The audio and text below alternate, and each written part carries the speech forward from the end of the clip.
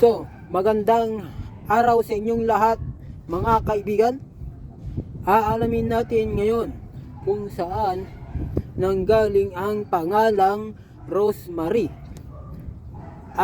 Kung saan nanggaling ang pangalang Rosemary at kung ano ang kahulugan ng pangalang Rosemary at kung ano ang katangian ng pangalang Rosemary.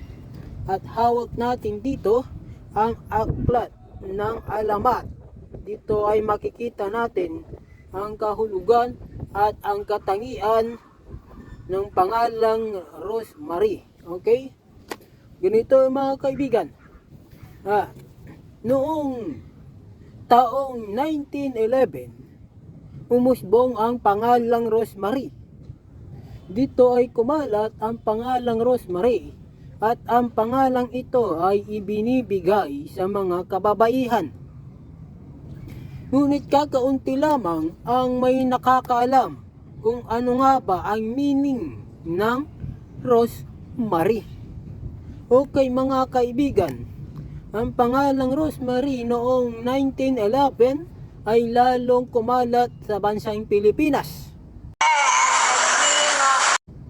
At mga kaibigan, ang pangalang Rosemary kasi, yung Rose tapos S-E, Rose. Yung Ro kasi mga kaibigan, galing yan sa salitang rocket. Tapos yung is naman is second, S-E, second. So, rocket second. Pero pinagsama kaya Rose. Tapos yung Marie. Alam mo yung Marie mga kaibigan, galing yan sa Mar. Tapos yung Re. Ibig sabihin, Re, yung Mar tapos Re. Yung Marie kasi mga kaibigan, yan ay pagkain ng bata o biskwit ng mga sanggol. Kaya Rose, Marie.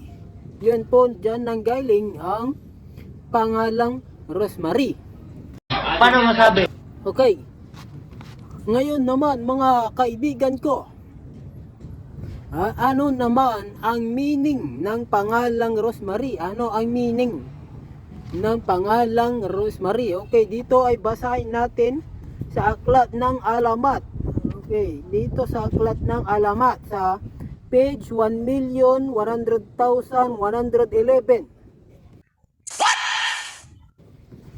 ay sinasabi na ang meaning ng Rosemary mga kaibigan ay Rosemary. Ibig sabihin yan mga kaibigan ibig sabihin niya mga kaibigan ay babaeng bulaklak. Yun po ang meaning ng Rosemary.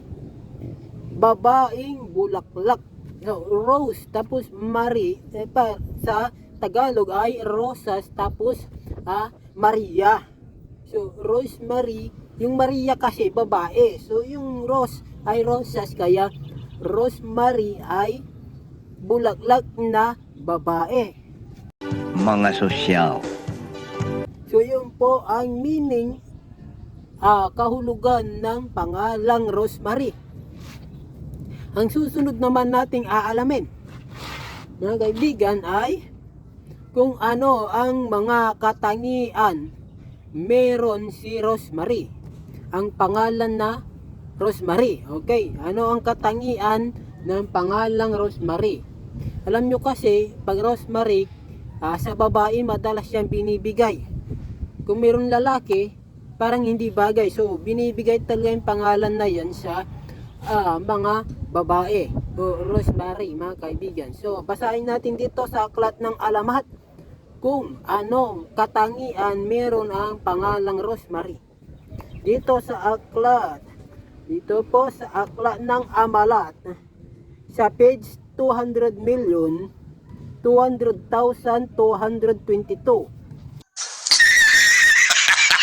Okay mga kaibigan, ang katangian meron si Rosemary. Una, mahinahon. Si Rosemary ay mahinahon. Pangalawa, si Rosemary ay maraming sinisikreto. Pangatlo, si Rosemary ay masipag. At ito pa mga kaibigan, ang pang-apat, ito matindi. Si Rosemary ay may ugaling Makate. Wala kang awa! Ayon dito sa aklat ng Amalat, si Rosemary ay may ugaling Makate. Kaya si Rosemary, mga kaibigan, kadalasan o karamihan ng mga pangalang Rosemary ay maagang nag-aasawa. Kilala kong kaliskis mo, oy! Dahil sa kanilang kakatehan. So yun mga kaibigan, ang mga katangian ni Rosemary. So yan, nalaman na natin kung saan nanggaling ang pangalang Rosemary, kung ano ang meaning, at kung ano ang katangian ng pangalang Rosemary. Yan! Remember that. Put it in your mind. Mga kaibigan, napakaganda pala na mga kaibigan ng Rosemary. Ibig sabihin, Rosemary mga kaibigan ay Rosas na Maria. Ibig sabihin ay babaeng bulaklak. Kasi nga yung Maria ay babae. So yung Rosas, babaeng bulaklak. Ayan ang talaga meaning ng Rosemary.